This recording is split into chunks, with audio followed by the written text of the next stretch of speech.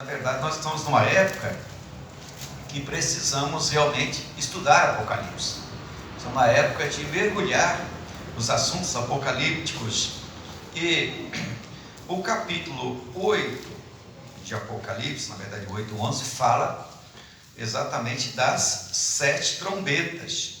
As 7 trombetas, que é um assunto palpitante, e as 7 trombetas como resultado da abertura do último selo. Nós temos aí os 7 selos, né? E no 7º selo nós temos a abertura, o toque das 7 trombetas.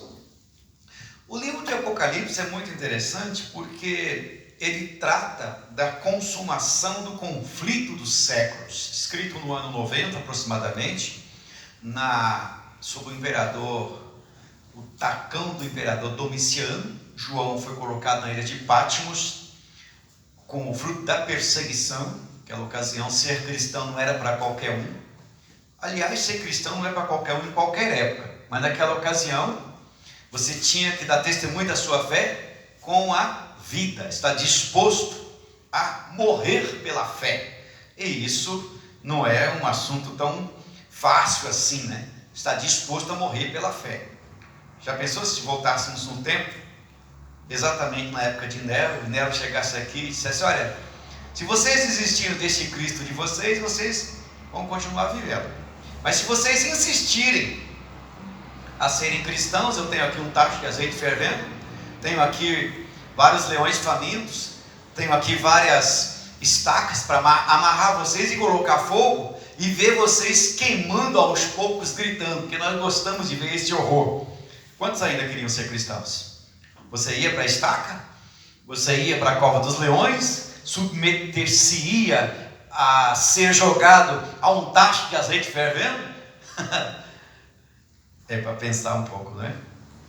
Mas como quem nasceu em Cristo já morreu, tem que desligar esse negócio aqui, senão ele vai ficar perturbando. Quem nasceu em Cristo já morreu, então eu acredito que todos vocês iam para a fogueira cantando um cântico a Cristo como Deus, como faziam os cristãos.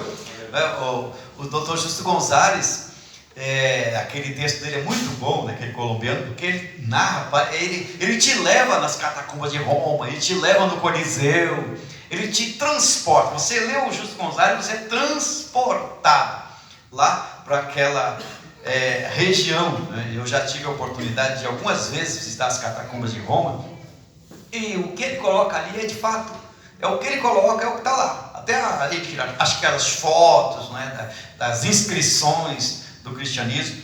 Então o Apocalipse nos chama a atenção para esses fatos interessantes e peculiares.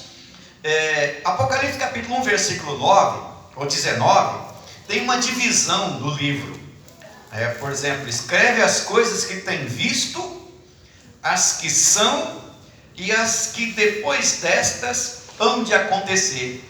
Nesse versículo está exatamente a divisão. As que vistes, é o capítulo 1, Patmos, aquela realidade. As que são, capítulo 2 e 3. E as que hão de acontecer depois disso, capítulo 4 ao 22. Então essa é a divisão clássica do livro de Apocalipse. Uma outra coisa interessante que acho bom pontuar são as escolas de interpretações do Apocalipse. Tem muita confusão nessa área, né? A gente que já passou pelas teologias aí, se estuda algumas teologias. Uma vez convidamos um doutor Arquibaldi, lá da Universidade Metodista, dar uma palestra no Instituto Betel, e ele era doutor em Apocalipse, ainda era, né? E ele chegou lá, irmãos, com uma visão do Apocalipse que para nós era coisa de outro mundo, pastor. Porque a visão dele era uma visão idealista do Apocalipse. E na visão dele, o Apocalipse já tinha sido cumprido. E lá no meio da aula, uma aluna levantou e perguntou: professor, o que sobra para a gente acreditar nesse livro aí? Porque não tem mais nada, já aconteceu tudo. Ele ficou sem ação. Mas é porque ele faz parte de uma das escolas de interpretações do Apocalipse. Nós temos, por exemplo, a escola preterista, que é exatamente essa escola que considera o Apocalipse cumprido na história. Talvez ele defenderia mais essa visão. Depois nós temos a escola da interpretação histórica.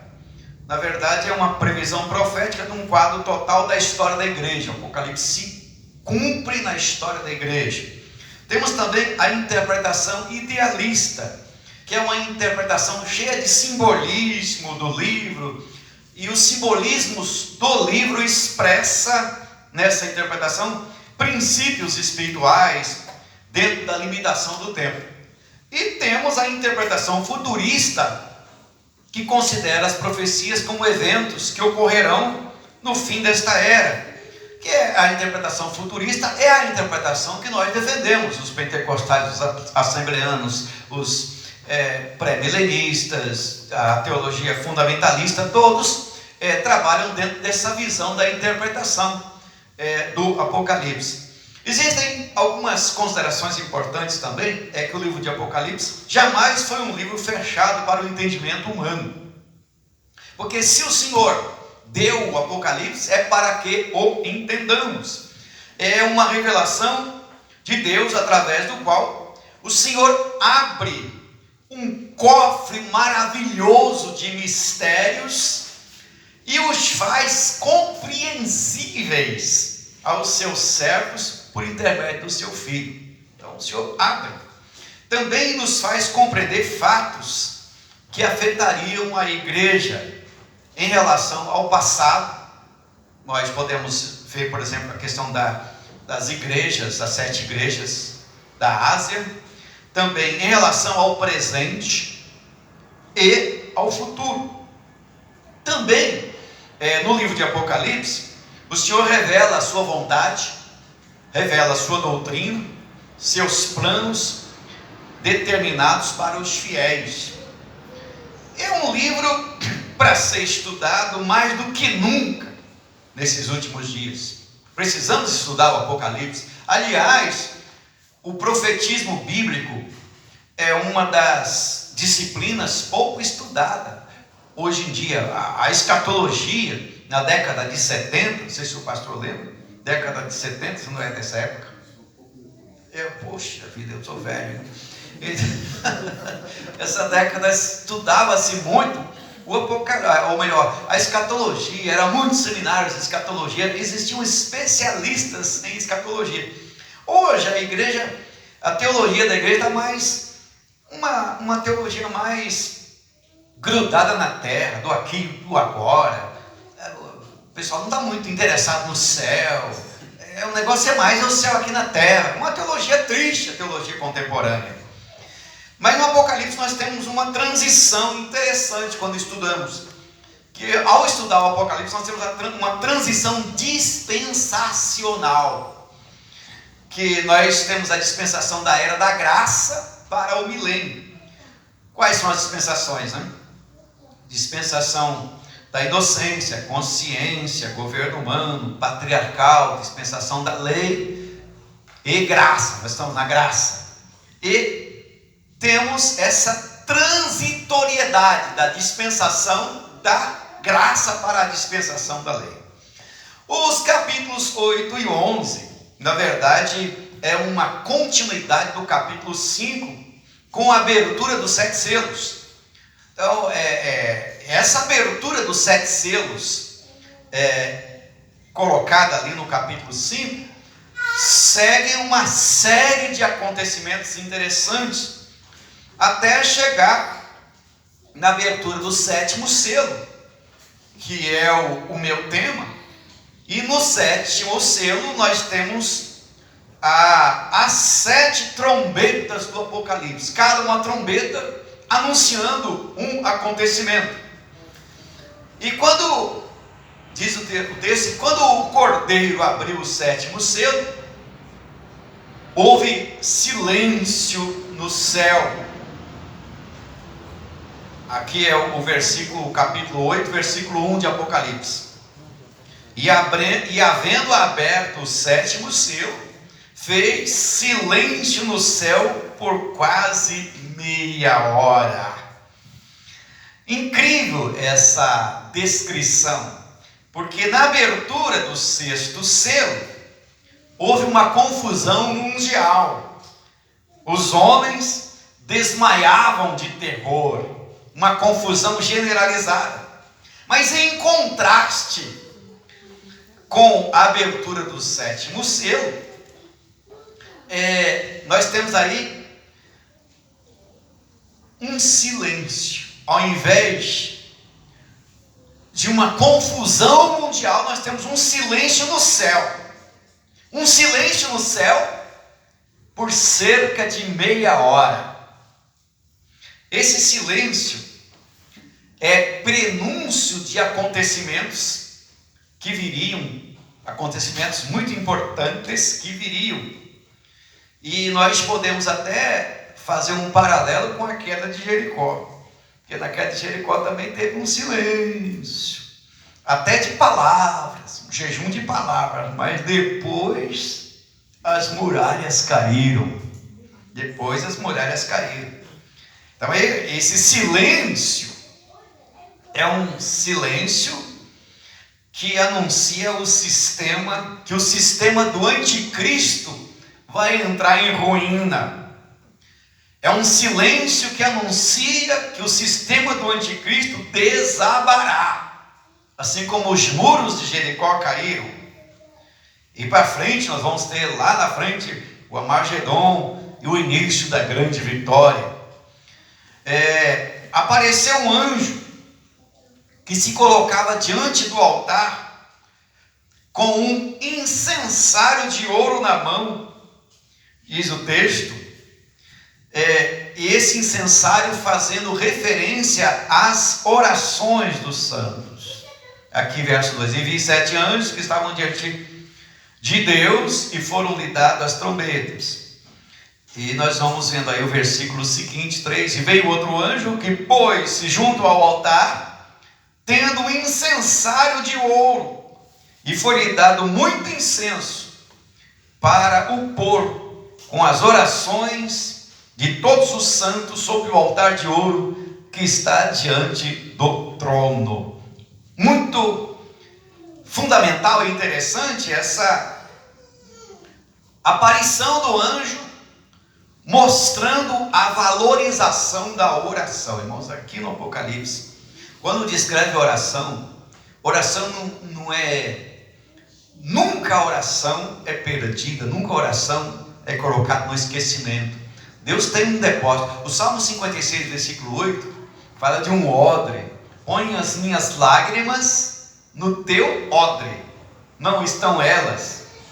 Tu contaste as minhas peregrinações ou vagueações, significa que Deus sabe de tudo a nosso respeito. É a primeira parte do versículo. Depois, põe as minhas lágrimas no teu odre, não estão elas no meu livro. O odre é um recipiente. E eu gosto muito desse versículo porque tem a ver com depósito. E as orações dos santos estão aqui no Apocalipse como um depósito, como o incenso diante do Senhor. Inclusive na Igreja Católica tem um ritual lá, do incensário, né? Aquela fumacinha que sobe.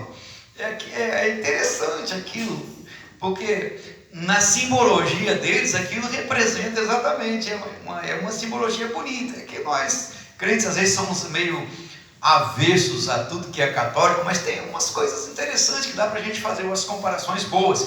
Mas no Apocalipse mostra que a valorização da oração, o valor da oração. Eu sempre digo que se houver algum arrependimento no céu, vai ser o arrependimento de ter orado tão pouco, de ter buscado a Deus tão pouco. A oração é um departamento, é um ministério que aqui talvez seja diferente, mas você fala, vamos orar, os crentes inventam um banheiro, inventam um secretaria, inventam até de entregar o dízimo na hora da oração. E aí quando está acabando a oração eles voltam, né? É claro que aqui é diferente, mas a questão toda é que as orações estavam ali como grande valor, como tesouro precioso diante do Senhor. Aí ouvem-se vozes, trovões, relâmpagos, terremotos, e nesse momento os 7 anjos avançam, prontos para tocar as suas trombetas. Capítulo 8, versículo 6, versículo 7, o anjo vem e toca a sua primeira trombeta. E quando ele toca aquela trombeta, o que acontece? Saraiva de fogo misturado com sangue cai sobre a terra. E aqui nós temos uma linguagem que às vezes é colocada como simbólica, mas saraiva de pedra, de fogo, é sempre um sinal da ira de Deus sobre os homens. Basta lembrar de Sodoma e Gomorra, né? O que veio sobre aquela cidade, fogo que caía do céu, ou então pedras, saraivas de pedras que vinham sobre lá no deserto, quando o povo estava saindo do Egito, para perseguir o inimigo. Então sempre é um sinal da ira de Deus. Êxodo 9, versículo 25, 22, 25, e assim por diante. E a consequência desta trombeta é que a terra, a terça parte da terra, das árvores e tudo que é verde é queimada. A terça parte. O Senhor, o Salmo 2, versículo 4 e 5 diz que o Senhor zombará dos homens. Porque até então tem gente que zomba de Deus. Inclusive nessa pandemia tem gente aí que está zombando de Deus. Mas o Senhor é longânimo, porque Deus tem o tempo nas suas mãos. E o Salmo 2, 4, 5 diz que Deus zombará dos homens. E nessa situação aqui, os homens não podem fazer nada. 1 Pedro 2, 1, versículo 24, Isaías 40, 6, 8, nós temos aí o pensamento de que toda a carne é como a erva. Toda a carne é como a erva. É uma temporalidade, a carne, o ser humano. E o juízo desta primeira trombeta pode significar que a maldição vai ferir parte daquilo que provoca orgulho nos homens. Os homens hoje têm orgulho de muitas coisas, principalmente da ciência, né? Pessoal, eu não sou contra a ciência não, mas tem muita gente colocando a ciência acima da fé, acima de tudo, ao ponto de querer nos proibir de cultuar, adorar a Deus, de exaltar o nome do Senhor. Então o juízo dessa primeira trombeta pode, de acordo com alguns comentaristas, significar uma maldição que vai ferir parte daquilo que provoca orgulho no homem. Aquele que fez cessar instantaneamente, por exemplo, a figueira estéril, lá de Lucas capítulo 13, apagará também o prestígio do homem. Porque Deus é o dono de tudo isso, é o autor de todas as coisas. Um dia, as rédeas, literalmente, visivelmente, estarão em suas mãos. Elas já estão, mas tem um tempo que Deus deu para a humanidade. Deus poderá devastar em 1 hora ou menos que 1 hora o que a inteligência humana fez durante muitos séculos. Então veja, a primeira trombeta é a saraiva que traz esse estrago na vida humana. Pois vem a segunda trombeta. O anjo toca a segunda trombeta e uma grande montanha ardendo, está lá 8, 8 e 9, uma grande montanha ardendo em chamas é jogada no mar. E diz o texto que morreu a terça parte da criação que tinha vida existente no mar, e foi destruída a terça parte das embarcações. Segundo alguns intérpretes, se bem que o Donald Stamps e outros comentaristas dizem que isso aqui pode ser um meteoro que cai do céu, mas existe também algumas interpretações que o próprio Apocalipse dá margem para isso, que alguns intérpretes dizem que essa trombeta pode ser interpretada como a queda de uma potência política, Porque no Salmos 30, versículo 7, Davi